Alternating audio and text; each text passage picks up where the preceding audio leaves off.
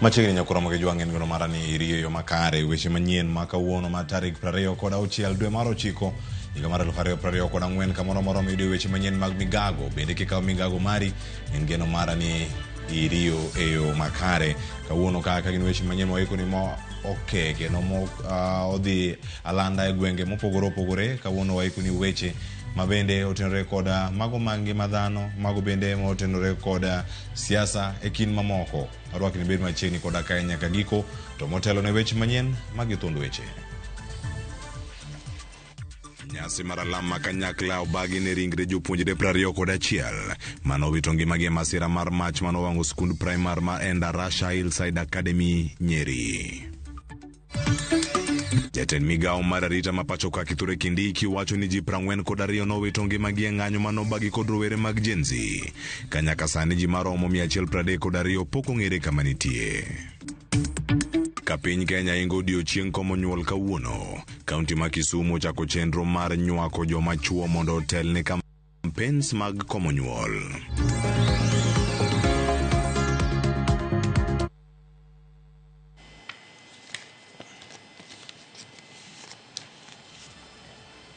Machiegni nyakura mogi jwang' weche manyien gi biro ni achiel kachiel kawae Ramogi TV chenro mar migago lendo makama biro ni kawuok e boma ma Nairobi. Mondo yud lendo nyakura mogi jwang' yudi achiel kachiel kokalo e mbui mekwa duto te mag Ramogi TV, e mbui mar X yudwa Ramogi TV KE, e mbui mar YouTube yudwa Ramogi TV Kenya, Facebook wantiere live yudwa kacha Ramogi TV, ka ituri kodo SMS line omo yao menari adek auchiel nono kanyo miwa paro kotenore kod weche manyien mabende wakelni sani kosoromo saa 7 mar odiochieng' ma kawuono. Abedo kata e weche manyien e migago nyinga Cleophas Oluoch Kisumu kanyakwar mokiewo nyaka Chisango machiegni. Nyasi mar alam ma kanyakla obagi odiochieng' ma kawuono e alap mano ma Muyege kaunti ma Nyeri ne jopuonjre 21 manowito ngimagi e masira mar mach manowang'o sikund primar ma Endarasha Hillside Academy.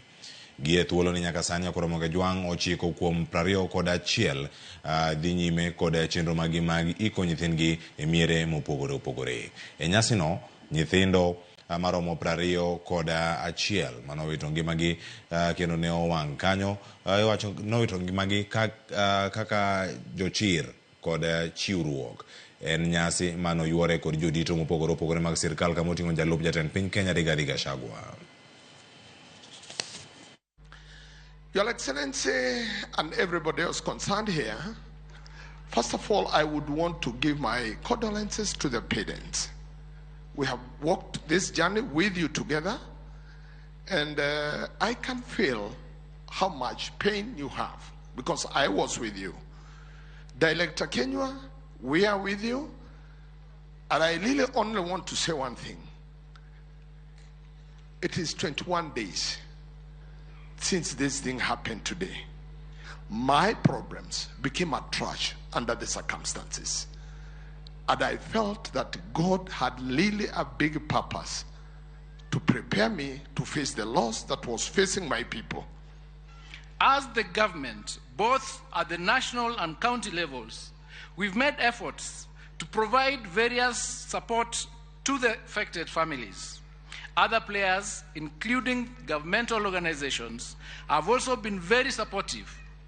We will continue to give support as you send off your loved ones.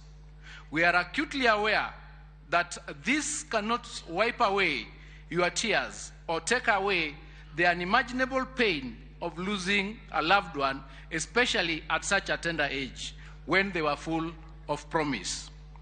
In this difficult moment, I wish to encourage the bereaved families and with a word from the book of Psalms 147 verse 3, and it says, God heals the brokenhearted and binds up their wounds. May the Lord give you comfort. It is difficult. We cannot pretend to tell you that it is easy. As the moderator said in his sermon, if it were possible, much as none of us welcomes death, but if it were possible, it's much better for parents to be buried by their children. Kamachielo, jatend migao mar arita Kithure Kindiki owacho ni ji maromo 42 nowito ngimagi e ng'anyo mag rowere mag Gen Z ka nyaka sani ji maromo 132 manolal e kinde ng'anyogo pok oyudi. Kindiki nochopo e nyim komiti mar arita e od bura mamalo mano kama ne oduoke penjo e wi thoe mag rowere mag Gen Z e kinde ng'anyo manobagi dwe mar auchiel higani. Of those who died is 42. But that statement had identified up to 30 of the deceased. So what I asked the police to do, I think it was just like, because the information is there, it has always been there. These numbers and who died where, in what circumstances, the context in which they died, some by bullet, others by mob, etc. That information is there. So I discovered that the information given was up to case number 30. So I asked them to update the other 12 because death is a legal consequence. And therefore, what I will be pleading with this committee is to be given 24 hours. You already have the statement that has up to 30 of the deceased. The other 12 could be provided as supplementary information in 24 hours. As I have said many times, the government of Kenya has nothing to hide. If a Kenyan died, we cannot hide the fact that a Kenyan has died. What we need to do is to find out the circumstances under which the Kenyan died and ensure that if there is culpability or culpability by any person, including a security official or a law enforcement agency, justice is served. Nyokora mogijong mano jagoro kara jatend migao mochung'ne weche mag arita pacho ka Kithure Kindiki pod entiere od bura nyaka sani ma weche manyien chopo ne achiel kachiel mago tipo motelo ne saa 7 ma kawuono ma bende ne wayudo kacha to kata kwa yude e od bura tipo ne achiel kachiel ang' waduog mondo mi wakoni gin penjo mage makoro duoko achiel kachiel. Kamachielo nyokora mogijong weche mag thieth koro kodong' mana ndalo 5 kende to iloro chutho chenro mag NHIF kendo chenro mar okumba manyien mano mar SHIF chakore ayanga. Director mar thieth e migao mar thieth pacho kae Dr. Patrick Amoth lero kaka chenro ni biro tiyo kendo ber ma obiro kelo ka ojojo Kenya mondo wuog oko kendo ndikre e chenro manyien no mano mar SHIF. Bende olero yore mag chudo kaka jo Kenya biro ng'eyo omenda ma onego gichul. Ang'eno kisendikri nitie penjo mibiro penji mondo wang'e ni yuto ni chalo nade. Nitie penjo mibiro penji dak e ot machalo nade. In gi stima dala nika mabe wanyalo neno pi mitiyogo iomo pi yao kose in gi pi ot in gi vifaa mag ot ka inie gi TV moro inie ga piko ni moro kwang'iyo mano gi gik moko duto mang'eny obro miyo wan to ng'ani yuto ne nyalo chalo kama. Koro kwaseng'e yuto ni chalo kamano to wagola tamalo 2.75 kuom yuto ni mane mabro bedo contribution ni.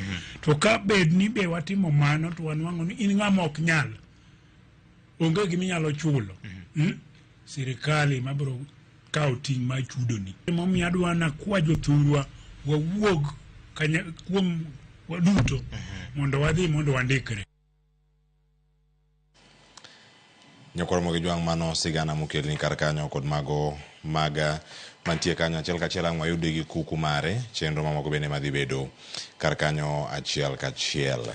Antie sigana mathoth ahinya mantiere kar ka yena mondo mi ang' warangane matimore Kajiado warangane matimore kaunti ma Machakos kama nyaka sani nitiere paro mopogore opogore ma onego bed ni nitiere kar kata ko mondo mi imed konowa ni kama intie kata yude yo machal nade mana kama wantiere kodi e weche manyien mag migago mana kama wantiere kodi achiel kachiel mago ka wantiere kodi karka yena mondo mi akala ne ote mabeni sebedo kaka yoro achiel kachiel ka wantiere kodi karka George Henry wacho ne ntiere ukwala kendo yudo achiel kachiel ka Isaya maneno kantiere ndhiwa e kinda kuonde mamoko mabende waluogi achiel kachiel kama wantiere kodi ka e kinde ma wantiere e weche manyien mag migago.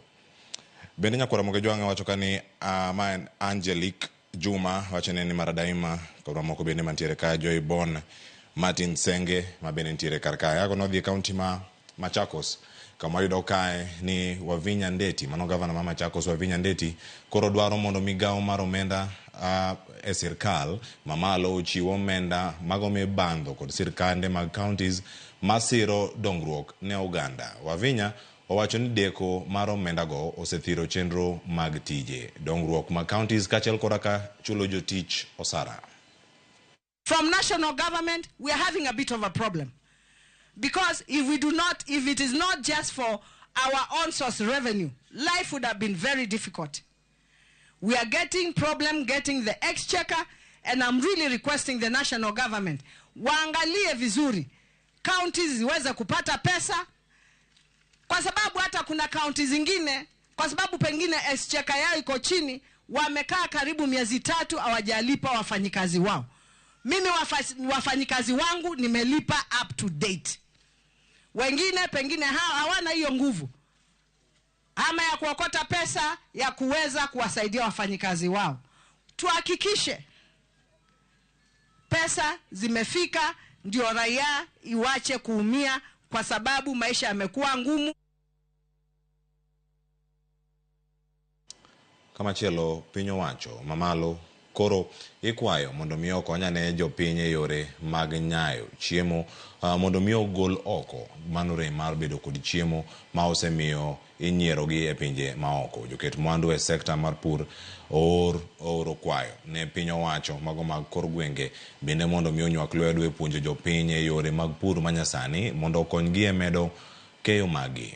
Joket mwandu go nomedo ni giseluorore e yorego mago e nyasi mopogore opogore mano e county ma Nandi ka gipuonjo jopiny yore manyasani mag pur ka giwacho ni mohingo jopur 10,000 mawuok e counties 5 osekonyore koluwo kanyo chenro ma itayo pacho kae wechego mag pur. Because we have counties in Kenya that are bread baskets, so we should work within those counties, support them so that they can support the other areas that are not bread baskets. Let us all co-create. Let us work together in designing our projects together so that we can be able to share with you the challenges that we have, synergize the efforts that the development partners and the national government want to bring in together with the efforts by the county governments so that we can all co-create projects that addresses the real challenges and the real priorities across our country. Today it's a great privilege to be here for the launch of a new program called Boost, but it's not exactly new. It's building on all the knowledge that has been built over years in partnering with county governors, with IFAD, with the Ministry of Agriculture, and of course with FAO, and with entrepreneurs and farmers over years, looking into what works, what doesn't work, and how to modernize agri-food system, food production. This particular project, even under this case of CRAL, soil testing is also being done to ensure that the farmers understand the nature of their soil. Ekinde ma oganda jo Kenya yango chieng' tiyo kod yore mopogore opogore mag komo nyuol, jokanyo e sectors mopogore okwayo piny owacho mondo miyo ochiw puonj ne joma chuo mondo gin bende girwak yore mag komo nyuol mago mag joma chuo ka kore kaunti ma Kisumu osechako chiwo puonj makamano. E gwenge mago ma Manywanda mayudore kaunti ma Kisumu, Asha Omondi ma jahigni 29 osebedo ka tayo chenro mar chiwo puonj ne joma chuo kuom dweche 4 mokadho. Chenro makata kamano osebedo kanyo ka ikwedo gi moko kuom oganda e kaunti no. Nonro nyiso ni piny Kenya osebedo gi medruok mar jogo matiyo gi yore mag komo nyuol yo ma joma chuo ka gintiere 25% kuom thuolo mar higni 20 mokadho. Migawo mar thieth bende koro ochiwo paro.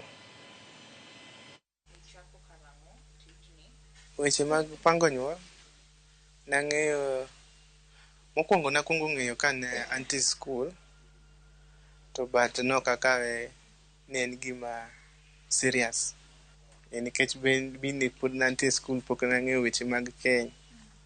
Koro bang' ka nasedonjo e keny koro nadwaro ng'eyo mang'eny kuom family plan. Challenges sana kaka ani chandruok ma ji neno kaka wan chuo waluoro winjo weche mag komo nyuol kendo waweyoga ni wechegi gin ga mag mon. To kaka nadhi kuro manong'isa na yudra kakara wechegi onego beni joma chuo gi joma mine winjo. Kana duogo e group mana loso gi jo group ne apimo negi gik madware kaka sani piny dhi gi kaka bende piny uchumi mar piny chal. Komo nyuol en gima ber. Discussions in the various groups actively started in May. So the male champions ran the discussions across the various groups.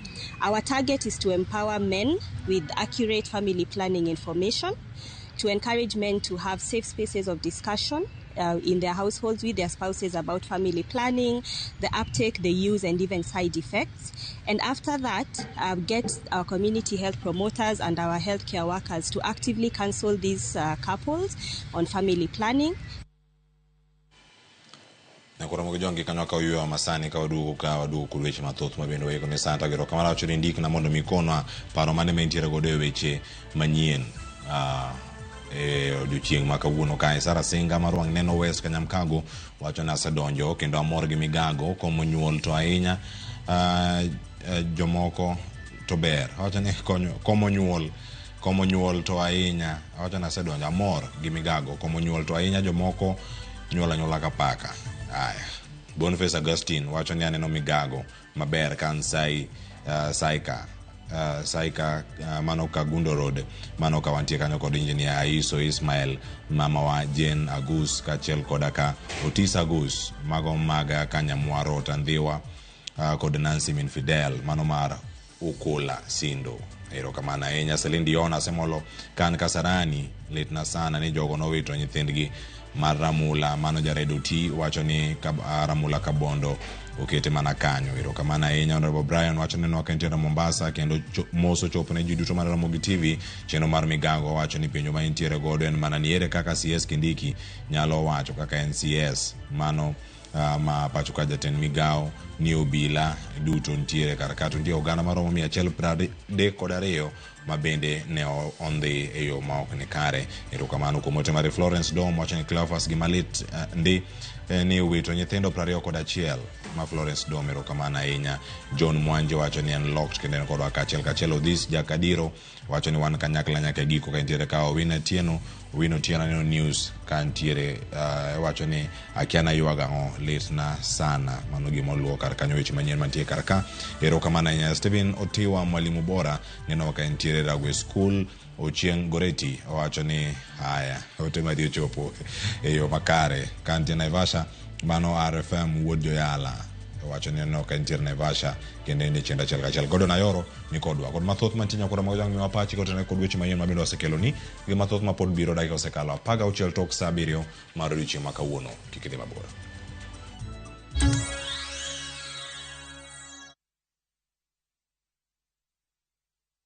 Jipange na View sasa imerudi kwa mbwembwe na vishindo. Jipange leo kwa nafasi ya kujishindia mamilioni ya pesa. Jipange ushinde na View sasa. Bonyeza *487*3# na uweke 50 bob tu au tuma kwa paybill number 724177, account number ikiwa ni nambari yako ya simu. Utapata content na point 50 za kuingia kwenye draw ya kujishindia 50,000 kila siku, milioni 1 kila wiki na grand prize ya 3 million shillings. 3 million shillings. Jibambe na content nyingi zaidi, uongeze chances zako za kushinda. Jipange na View sasa. Weka 50 bob tu na huenda ukajishindia 50,000 kila siku, milioni 1 kila wiki na grand prize ya milioni 3. Shinda mamilioni. Sheria na masharti kutumika. Imeidhinishwa na BCLB number 0000130.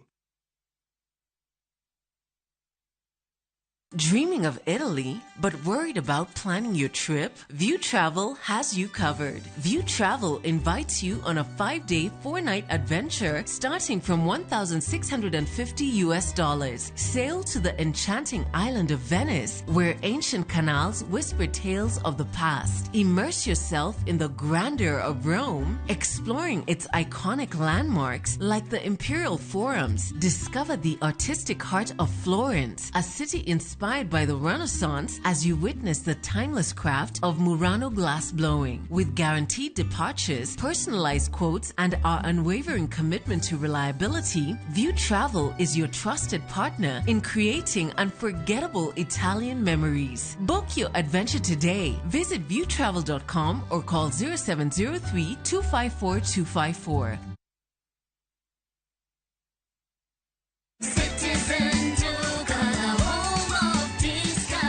Time ya kupaka rangi imefika. Citizen Duka, the home of discounts, inakuletea ofa poa ya rangi za Crown kutoka Mudhokinjo. Crown Vinyl Silk lita 20 na Crown Vinyl Matte Luxury lita 4. Ukinunua kifurushi hiki kwenye Citizen Duka kwa 14,900, just imagine una save 1,250 shillings. Bonyeza tu *487*5# na ulipie saa hii kabla bidhaa hazijaisha. Ukilipa utapata SMS ya kuconfirm, halafu uchukue package yako kwenye Citizen Duka counter katika duka la Mudhokinjo karibu nawe. Citizen Duka, home of discount.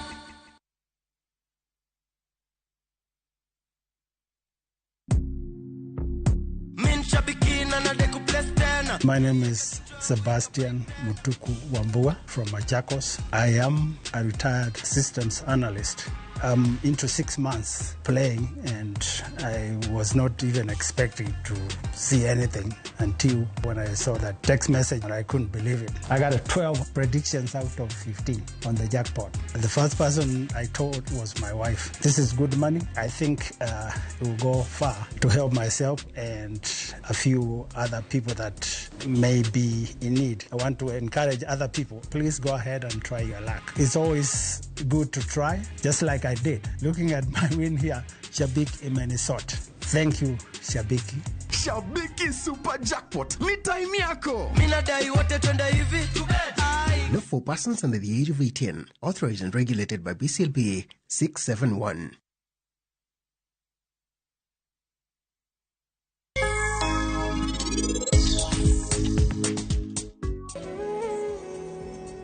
Nyasacha, ineno kako wadwa oketo tigono elwete maber. Anageno ni Esma ni kanyono ochung'ne nyako.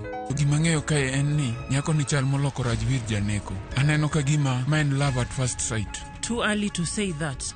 Adoni rang na wadwa no. Okber ka ini wuyo koda kamano. Oh! Param! Param! Karan! Stop fighting! Unondoka pile kapile.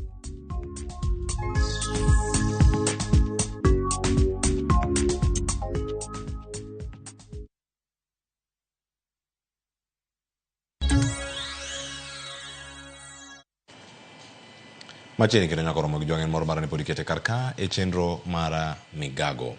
Moko kuom jodak mawuok e kaunti ma Wajir ogolo siem mager ne jatend piny William Ruto kuom koso winjo dwach jopiny kendo winjo mana put moro mar jotelo. Gino mamiyo jopiny winjo ka gima oketgi tenge. Kano giwuoyo kanyo kod jofwambo, jodakgo owacho ni piny Kenya chomo kamarach kendo singo mag kampen manochiw osedoko mana lek ne oganda. Jodakgo osingo mar jiwo duondgi kendo kawo okang' mar rito piny Kenya. Kama wakaji wa Wajir hatujabambika na hii mambo ya impeachment. Tumefeel vibaya sana juu Prezo wesa imefika level utaki Gachagua na Gachagua ndio mlichaguliwa naye. Wewe Prezo uko na mdomo tamu, ulikuja hapo kwa kiwanja yetu hapo Rai ukabonga ukafurahia sana. Ukafurahia sana na sisi. Sasa umekuja umegeuka utaki Gachagua. Wewe Prezo kwanza, wewe si mtu mbaya sana. Isipokuwa wale wenye wako karibu na wewe, wale wabunge ndio wako na mambo mingi sana. Hii mambo imefika ati deputy mnataka kumtoa. Hata mmemtoa kwa WhatsApp group ya State House. Sisi tunataka kama wa Kenya usimame mbele ya wananchi useme ilifikaje hapo mnapigana, ilifikaje hapo tuliwachagua mtuongoze, lakini imefika pahali nyinyi wenyewe mnatuonyesha picha mbaya. Haya, deputy wetu sisi tutaendelea kukuunga mkono kama wananchi tulikuchagua, tunaona unatupigania sababu penye president wetu amefika, sisi tunaona hata ni kama sisi atatuuza. Na kama pia unataka kutuuza, unaweza tuuza na utupatie kila mtu pesa yake, atafute kwenye atahamia tuende tukomboe huko, tuishi huko juu. Kenya ni kama umeuza kila kitu.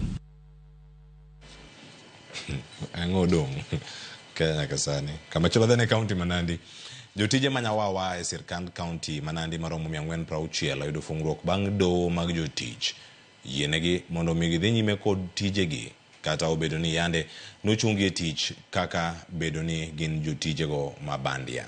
Kaluwore kod bura mane gichwalo e nyim doho, jotijego wacho noremgi tich kata obedo ni ne giyudo tich e yo maler. Kata kamano, sirkand county Manandi wacho ni gin kod chik mar riembo oko jotije mabandia mar geng'o ketho omenda kendo chwalo dongruoge ne oganda makono. Taskiswa huko Eldoret. Maneno irudishwe. So one of the orders which the court has issued is an order of status quo. And in status quo, the court has clarified that those who've been in employment shall continue being in employment, and those who've not been in employment shall remain away from employment.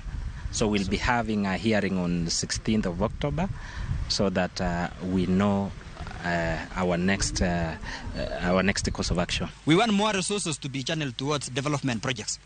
So that is why we are saying all stakeholders, including the county assembly, we want the residents of Nandi and the staff to give Governor Sang time and his executive to implement the PSC report that came out recently so that we can free more resources to go into development. Eweche motenore kod obila, duol mar National Police Service Commission ochako chenro mar bero ngima obila kachiel kod hocho.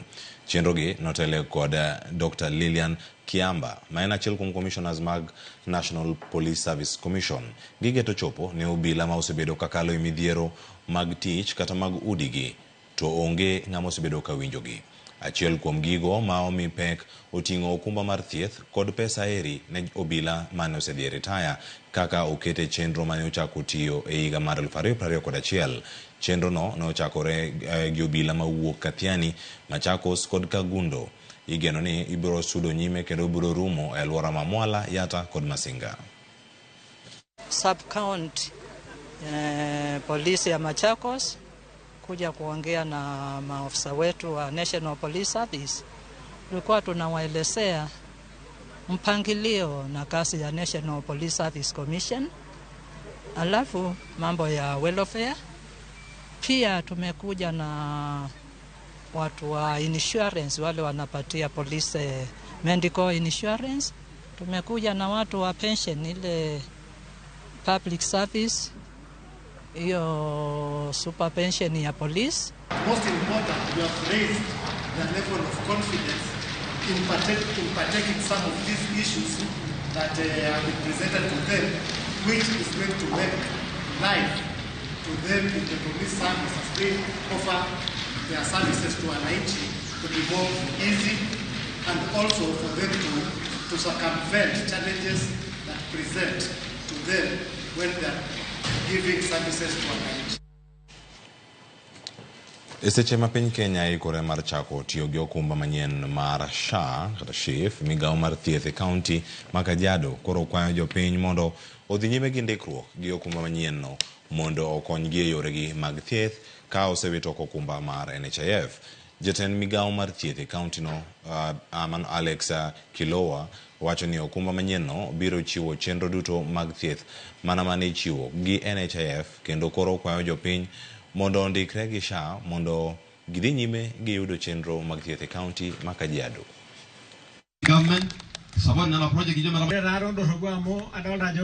Fikia tarehe 1 mwezi wa 10, sisi zote tutakuwa tunaendelea na kuregister kwa hili inaitwa Social Health Authority, ambayo itakuwa insurance mpya ya taifa letu la Kenya, ya kaunti zetu zikiwemo, Kajiado ikiwemo, na tungependa kuhakikisha wajitayarishe, lakini tutarudi na maagizo zaidi kupitia administration ya wafanyakazi wetu wa afya, wale tunaita community health promoters, ili tuhakikishe kila mtu ameweza kufanya ama kumigrate from insurance to Social Health Authority.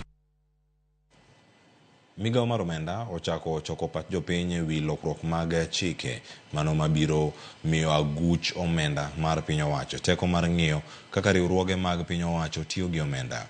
Chikego igeno ni biro konyo e rango yo ma inyalo gweth godo oko riwruoge mag piny owacho ma osebedo ka kelo lal ne piny owacho kaachiel gi reso mago ma ineno ka nyalo dongore e yor omenda. E romo mano malela mane otim gi jopiny e boma ma Garissa, ten migao mar omenda nolero ni gigeno yudo pach jopiny e yore mabeyo minyalo land godo ne jopiny kaka riwruoge mag sirkal tiyo.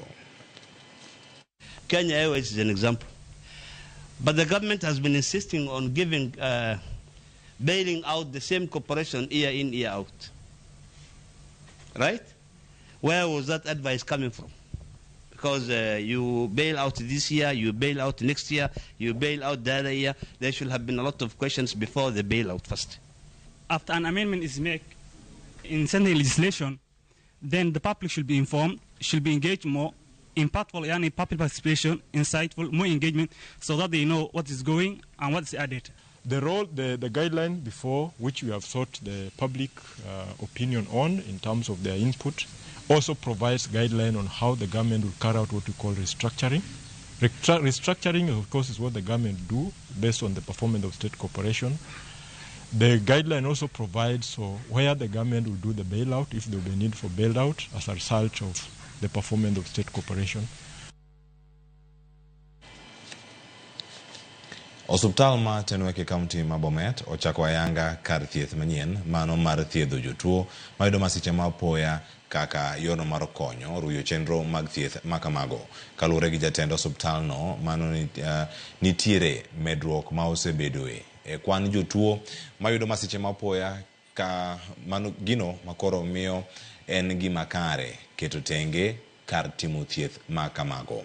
Okang' makama biro miyo osuptal no thuolo mar thiedho jotuo maromo 250 odiochieng' ka odiochieng' kata nyadichiel, gino makoro biro konyo e reso joma ngimagi ni kama rach. Quite good facilities to help in terms of the technology, the design, so that it can enable the provision of those services in a very good manner, and that optimizes patient care and staff efficiency as well. You can monitor all the beds, you know, even from one point, and then you can always offer the necessary services. This is an important milestone, not only for the hospital, but for the people of this region and the nation at large. Bringing services closer to the people is one of the main goals of the Ministry of Health.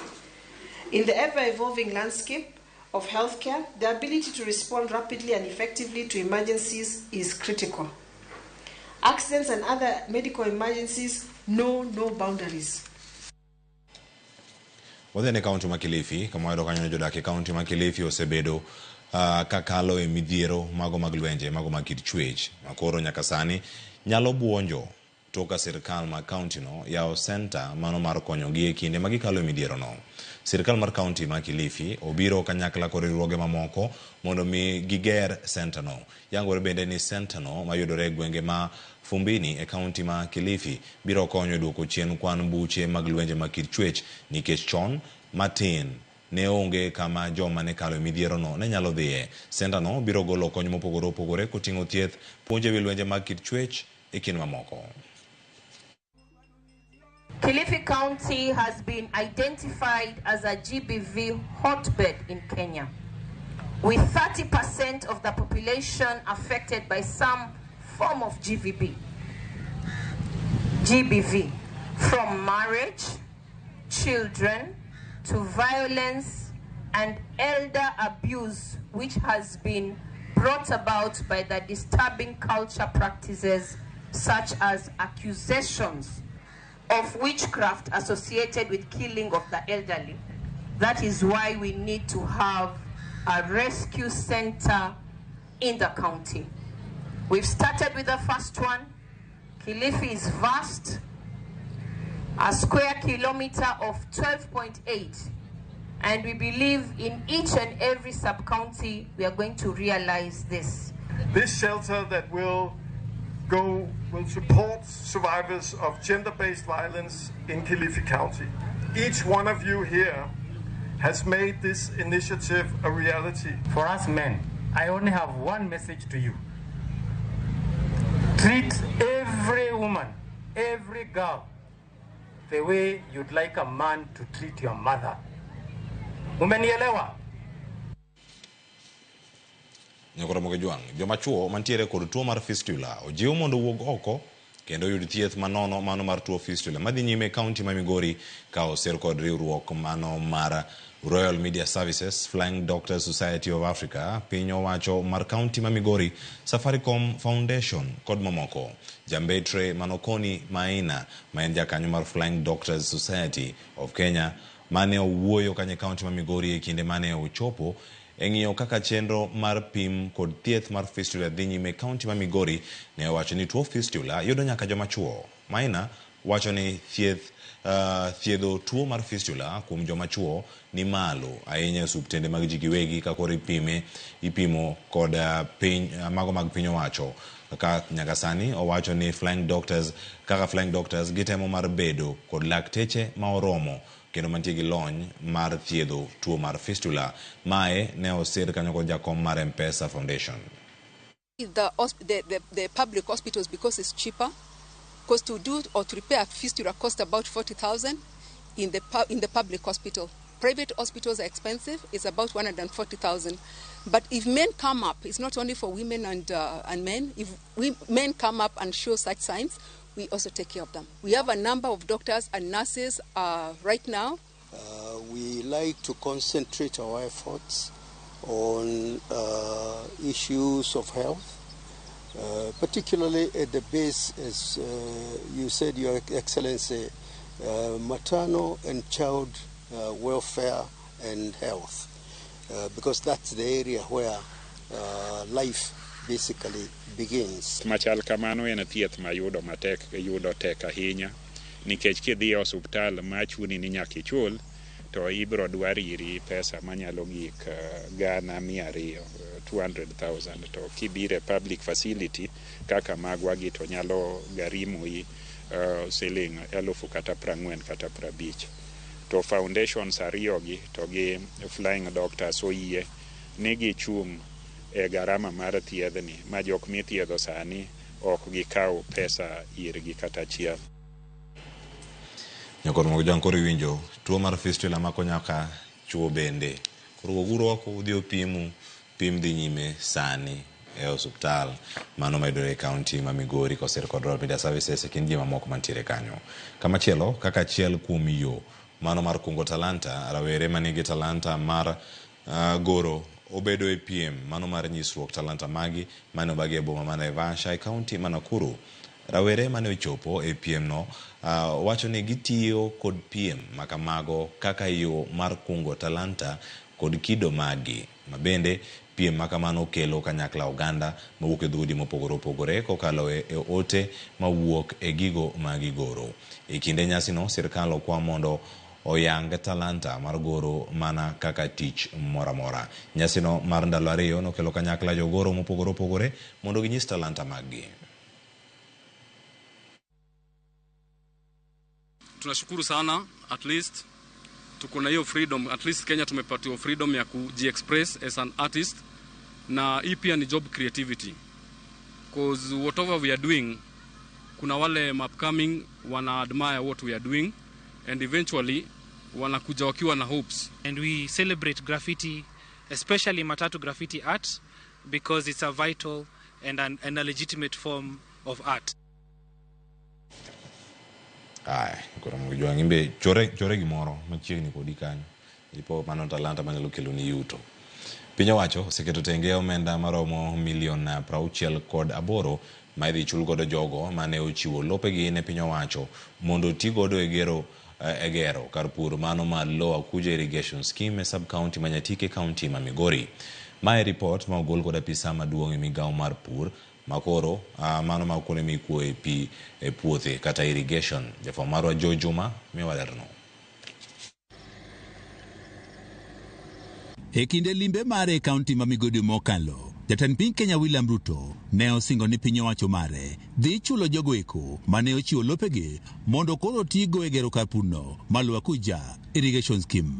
Singo ma jatend piny Kenya nenore ka gima koro dek chopo e kinde machiegni kaluwore kod lipot mogol kod jagoro maduong' e migawo mochung' ne purno ma ikuoyo pi e puothe kata irrigation scheme Ephantus Kimotho mane wuoyi kinde mane romo kod gavana ma Migoro Chileyako romo be ni ochope kod kweth mawuok e riwruogno mar Food and Agriculture Organization ne wane piny owacho seketo tenge omenda mar $68 ma idhi tigo e timo chudoni. Initially there was a figure which had been agreed upon with National Irrigation of 28 million, but later National Irrigation before preceding that visit, they did a new evaluation and they agreed with the farmers to a figure of 68 million, just as the governor has confirmed.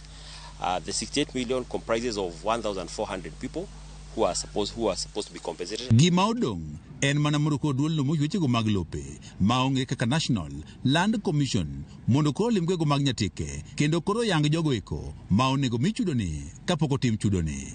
Gavana ma Migoro Chileyako kinde twak mare ne opuonjo jatend piny Kenya William Ruto kuom chopo singo mare. Verification process had been undertaken, the evaluation had been undertaken, but because compensation and land-related matters are the domain of National Lands Commission, it is the nod of the National Lands Commission that is awaited. So this is good news to farmers, and this is a confirmation that the presidential visit was not just mere talk. It was a talk that has been followed with positive action. Kaka yo man ne kar purni malo acquisition scheme koro tiyo makare, tend county ma Migori bedo donjo e winjruok kod riwruogno mar Food and Agriculture Organization mar jolo jopur ka gichiwonegi kothe kod kony mamoko. To give out some seeds to the farmers, rice farmers also, but also on cereals and pulses as well in Kachieng ward. Projects gi te nyalo miyowa pi maler kendo nyalo miyowa wapuro eka 19,000. Kenya kaka jo Kenya duto onge gi mchele moromo. In the lowlands, they're going to also provide help farmers in water storage facilities such as water pans, which will actually also enhance with an objective of also increasing area under irrigation for those who are not covered under the irrigation scheme. Piny owacho malo kaachiel kod mano mar kaunti wacho nipo ni koro ket maino e chenrogo mag pur e kar purni to koro deko nyuol chiemo moromo mabende koro nyalo konyo e duoko piny nok machimi pacho kae. Mchele michupuro e Kenya kamiluongo ni Mwea Irrigation Scheme, sirikal ma Japan emane okete pesa ma omiyo bedo makare. Lower Kuja Irrigation Scheme has 19,000 acres. Phase 1, which is already complete, has 7,000. The balance of 12,000 is actually what His Excellency the President launched. That project is worth 1.4 billion. The balance, His Excellency the President promised that during supplementary budget, he's going to add us another addition of 300 million on top of what we currently have. And in the next financial year, he's going to give us a balance of 1.1 so that we ensure that we bring the project to a completion. Kar purni malo acquisition scheme lach ne romo gana 19 kata kamano mana maromo acres 4,500 kende ema sani koripure. George Juma, Ramogi TV, Migori. Nyakura Mogejwang mano yujo kanyo matimore kaunti ma Migori kamachielo Boniface Wasonga ejapur majapur mar rabuon mawuok e kaunti ma Migori e jaloch mokwongo e tugo mar Jiomoshe na Shabiki Avieta majomani Wasonga noloyo siling 1,350 e piemno mano chake juma mokadho. Boniface ntiyo kod siling 50 mano mar tugono kaeto noloyo siling 80,000 kaluwore ne ondiko ni kama nitiere nobedo gi kenda kuom kinde malach kaka en Avieta ne omiye mich ma siling 350 mano e piemno mano loch mano edo kar kanyo mar riembo ndege nyaka odds mamalo mogik e shabiki.com mabende nitiere kod omenda mathoth ma iloyo 50,000 pile ka pile iloyo machielo bende 350 juma ka juma ka omenda miloyo duto en $1,300,000.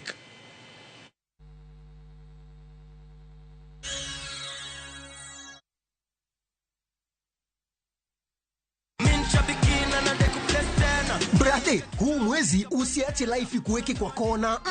Kama hivi shabiki.com tukupeleke na rada Boost account yako na 3 million in cash prizes on Shabiki Aviator. Kaza ndege yako to the highest multiplier, shinda 50,000 kila siku, halafu grand prize ya 350,000 Kenya shillings kila wiki. Runway iko so clear. Usiache pesa ikupite. Jiomoshe na Shabiki Aviator. Shinda 3 million in cash prizes. Not for persons under the age of 18. Authorized and regulated by BCLB license number 428.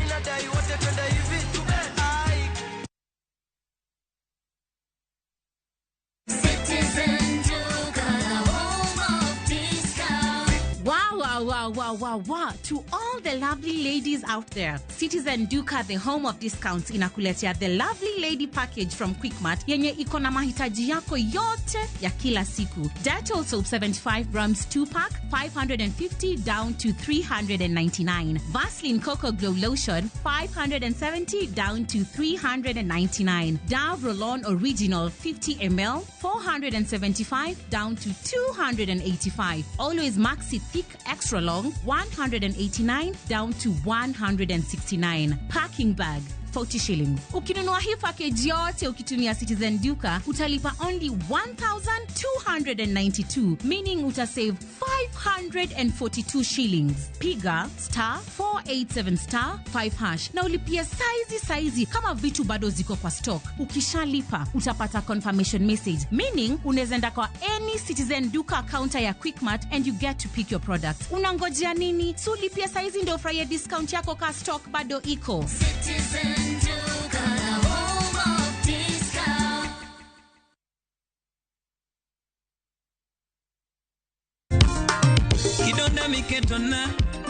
Kidonda miketona niwecherage Rama nyagini rama Nyatina gini rama Yabe nyiri gini rama Weketa gitingane Ango mulo kupachime nyagiera Aworo Ango mulo kupachime nyagiera. To get Susumila as your skiza tune, dial *812*784#. Ramogi TV, Eod Jutu Duto.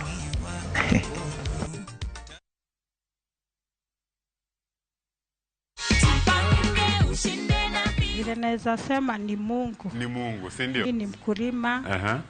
Ninajua itanisaidia sana. Ndio hii cheki yako, angalia amount uhakikishe ni hiyo. Ndio ile pale. Na hii atuambiangi watu ni nini ndio iko ndani. Inaitwa the Jipange Goodie Bag. Nashukuru Jipange na vyo sasa. Kila mtu anaweza jaribu, anapata bahati yake. Anaweza bahatika.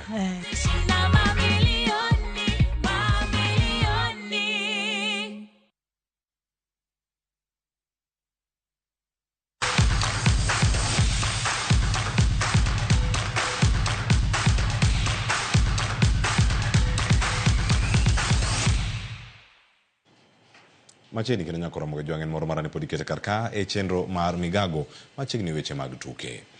Joloch mar okombe mar Carabao tielo mokadho Liverpool ne ochako kampen margi mar okombe no